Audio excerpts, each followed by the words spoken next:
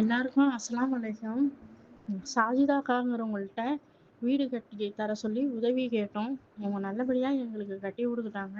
மழை சீசன்ல இருக்க முடியல. வாய்க்காங்கரை, பாம்பு, நத்தை வரும்னு சொல்லி அவங்ககிட்ட ஒரு தடவை தான் நான் சொன்னேன். ஒரு தடவை தான் அவங்ககிட்ட சொன்னேன். ஒரு 10 நாளையிலேயே வந்து எல்லாத்தையும் ஃபோட்டோ எடுத்து சரி பண்ணி எனக்கு இந்த அளவுக்கு கட்டி குடுப்பாங்கன்னு நான் நெனச்சு கூட பார்க்கல. சரி சொன்னா சிம்பிளா கட்டி குடுப்பாங்க அப்படின்னு தான் நெனச்சேன்.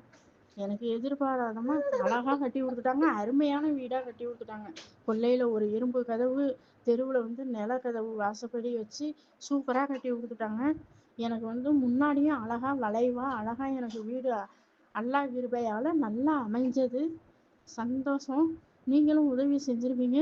உங்களுக்கும் நான் துவா செய்றேன். அந்த அக்கா பொம்பளை பிள்ளையா இருந்தாலும் அவங்க தம்பிங்களையெல்லாம் வச்சு எனக்கு எல்லாமே நல்லதா செஞ்சு குடுத்துறாங்க. அதுவும் இல்லாம அவங்க கையில கிடந்த மோதிரத்த கூட எனக்காக அடமானம் வச்சு அதையும் உறுதியா செஞ்சு குடுத்து ஒயரிங் வேலை கூட அவங்க தான் செய்யறாங்க.